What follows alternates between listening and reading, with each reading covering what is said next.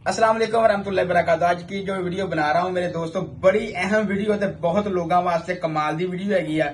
ਇਸ ਵੀਡੀਓ ਤੋਂ ਲੋਕੀ ਫਾਇਦਾ ਹਾਸਲ ਕਰਨ ਔਰ ਜਿਹੜੇ ਬੱਚੇ ਬਿਮਾਰ ਹੈਗੇ, ਇਸ ਬਿਮਾਰੀ 'ਚ ਮੁਬਤਲਾ ਹੈਗੇ, ਮਤਲਬ ਕਿ ਬਿਮਾਰੀ ਹੈਗੀ ਹੈ ਸਰਦੀ ਦੇ ਵਿੱਚ ਬੱਚਿਆਂ ਨੂੰ, ਉਹ ਇਹ ਇਸਤੇਮਾਲ ਸ਼ੀਜ਼ ਕਰਨ ਇਨਸ਼ਾਅੱਲਾ ਅੱਲਾ ਦੇ ਹੁਕਮ ਨਾਲ ਖਤਮ ਹੋ ਜਾਏਗਾ। ਔਰ ਬੱਚਿਆਂ ਦੀ ਸਰਦੀਆਂ ਤੁਸੀਂ ਨੋਟ ਕਰਨਾ, ਮੈਂ ਕਿਸੇ ਡਾਕਟਰ ਦੇ ਖਿਲਾਫ, ਸਾਰੇ ਡਾਕਟਰ ਸਾਡੇ ਭਾਈ ਹੈਗੇ ਆ, ਮੈਂ ਕਿਸੇ ਦੇ ਖਿਲਾਫ ਵੀਡੀਓ ਨਹੀਂ ਬਣਾ ਰਿਹਾ, ਪਰ ਮੈਂ ਇੱਕ ਤਸਦੀਕ ਦੇ ਰਿਹਾ ਦੋਸਤਾਂ ਨੂੰ, ਇੱਕ ਗੱਲ ਦੱਸ ਰਿਹਾ ਵਾਂ ਕਿ ਆਉਣ ਵਾਲੇ ਵਕਤ ਤੁਸੀਂ ਯਾਦ ਕਰਨੀ ਤਾਂ ਹੁਣ ਵੀ ਯਾਦ ਕਰੋਗੇ ਇਨਸ਼ਾਅੱਲਾ ਜੀ। ਬੱਚੇ ਨੂੰ ਇੱਕ ਦਿਨ ਨਮੂਨੀਆ ਆਇਆ ਸੀ, ਬੱਚਾ ਮੇਰੇ ਕੋਲ ਆਇਆ ਸਾਡੇ ਪਿੰਡ ਦਾ ਹੀ ਆ ਮਾਸ਼ਾਅੱਲਾ ਜੀ।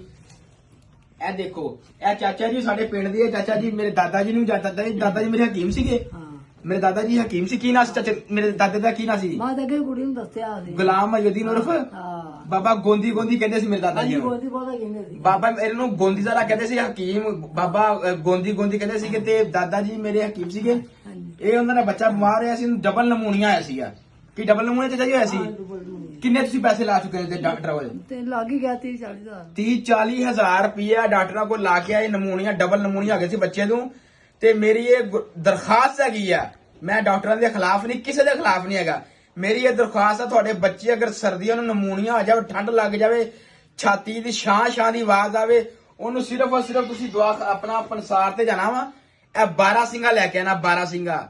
ਇਹ 12 ਸਿੰਘਾ ਲਿਆ ਕੇ ਤੁਸੀਂ ਅੱਕ ਦੇ ਪੱਤਿਆਂ ਦੇ ਵਿੱਚ ਜਾਂ ਅੱਕ ਦੀ ਡੋਡੀਆਂ ਦੇ ਵਿੱਚ ਇਹਨੂੰ ਤੋੜ ਕੇ ਬਰੀਕ ਕਰਕੇ ਕੁੱਜੇ 'ਚ ਬੰਦ ਕਰਕੇ ਥੋੜੇ ਅੱਕ ਦੇ ਪੱਤੇ ਥੱਲੇ ਪਾ ਕੇ ਥੋੜੇ ਉੱਪਰ ਪਾ ਕੇ ਇਹਨੂੰ ਤੁਸੀਂ ਤਕਰੀਬਨ 10 ਕਿਲੋ ਥਾਪੀਆਂ ਦੀ, ਉਬਲਿਆਂ ਦੀ, ਜਿਹਨੂੰ ਥਾਪੀਆਂ ਕਹਿੰਦੇ, ਪਿੰਡਾਂ ਦੇ ਥਾਪੀਆਂ ਕਹਿੰਦੇ ਆ, ਉਹਨਾਂ ਦੀ ਤੁਸੀਂ ਅੱਗ ਦੇ ਦੇਣੀ ਆ। ਬਾਅਦ ਵਿੱਚ ਚੈੱਕ ਕਰ ਲਓ, 1 ਨੰਬਰ ਸ਼ੈ ਇਸ ਤਰ੍ਹਾਂ ਦੀ ਲੈਣੀ, 1 ਨੰਬਰ, ਹਲਕੀ ਨਹੀਂ ਲੈਣੀ, ਕਿਉਂਕਿ ਬਾਜ਼ਾਰ ਦੇ ਵਿੱਚ ਪੀਸੀ ਤੁਸੀਂ ਨਹੀਂ ਲੈਣੀ, ਉਹਨੂੰ ਕਿ ਸਾਬਤ ਦਿਓ, ਅਸੀਂ ਆਪ ਬਣਾ ਲੈਨੇ ਆ। ਇੱਕ ਦਫਾ ਤੁਸੀਂ ਬਣਾ ਲਓਗੇ 400-500 ਦਾ ਲੈ ਕੇ, ਤੇ ਉਹ ਤੁਹਾਡੇ ਤਕਰੀਬਨ 2-4 ਸਾਲ ਤੱਕ ਖਤਮ ਹੀ ਨਹੀਂ ਹੋਏਗਾ। ਉਹ ਜਦੋਂ ਬੱਚੇ ਨੂੰ ਸਰਦੀ ਲੱਗੇ ਉਹਨੂੰ ਪੀਸ ਕੇ ਰੱਖ ਲਓ, ਇੱਕ ਚਾਵਲ ਖੁਰਾਕ ਸ਼ਹਿਦ 'ਚ ਮਿਲਾ ਕੇ ਦੇ ਦਿਓ, ਅੱਲਾ ਦੇ ਹੁਕਮ ਨਾਲ ਨਮੂਨੀਆ ਖਤਮ।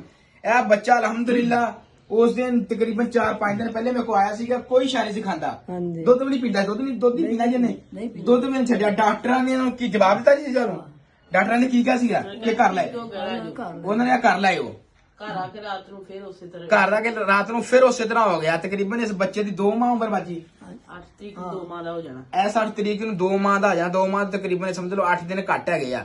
ਬੱਚੇ ਤੁਹਾਡਾ ਬਿਮਾਰ ਹੋ ਜਾਵੇ ਸਰਦੀਆਂ ਦੇ ਵਿੱਚ, ਕਿਸੇ ਨੇ ਡਾਕਟਰ ਕੋਲੇ ਲੈ ਕੇ ਨਹੀਂ ਜਾਣਾ ਜਾਂ ਹਕੀਮ ਕੋਲੇ ਨਹੀਂ ਲੈ ਕੇ ਆਣਾ। ਮਤਲਬ ਕਿ ਹਕੀਮ ਕੋਲ ਤਾਂ 12 ਸਿੰਘਾ ਹੋਏਗਾ, ਘਰੇ ਲਿਆ ਕੇ 12 ਸਿੰਘਾ ਲਿਆ ਕੇ ਬਣਾਓ, ਬਣਾ ਕੇ ਬੱਚਿਆਂ ਨੂੰ ਬਰੀਕ ਕਰੋ, ਖਰਲ ਵਿੱਚ ਰੱਖ ਕੇ, ਕਿਸੇ ਲੋਹੇ ਦਾ ਅੱਜ ਕੱਲ ਮਿਲ ਜਾਂਦੇ ਖਰਲ ਦੇ, ਬਰੀਕ ਕਰਕੇ ਉਹਨੂੰ ਛਾਣ ਲਓ। ਉਸ ਤੋਂ ਬਾਅਦ ਇੱਕ ਚਾਵਲ ਸ਼ਹਿਦ 'ਚ ਮਿਲਾ ਕੇ ਦਿਹਾੜੀ 2 ਵਾਰੀ ਦੇ ਦਿਓ ਇਨਸ਼ਾਅੱਲਾ। ਛਾਤੀ ਨਮੂਨੀਆ ਬੱਚਿਆਂ ਨੂੰ ਜ਼ਿਆਦਾਤਰ ਸਰਦੀਆਂ 'ਚ ਹੁੰਦਾ ਹੀ ਨਮੂਨੀਆ ਵਾ, ਨਮੂਨੀਆ ਵਾਸਤੇ ਕਿਉਂ ਚਾਚਾ ਜੀ? ਅਲਹਮਦੁਲਿਲਾ ਤੁਹਾਡਾ ਬੱਚਾ ਠੀਕ ਹੋ ਗਿਆ ਵਾ। अगर किसी ने इसके मतलब को मेरे को मालूमात लेनी हो तो मेरे को पूछ भी सकता वा। अगर 12 सिंह के बारे पूछना तस्दीक भी मैं ला सकता। ठीक है जी, अल्लाह पाक सारे दोस्तों को खुश रखिए। अस्सलाम वालेकुम रहमतुल्लाहि वबरकातुहू।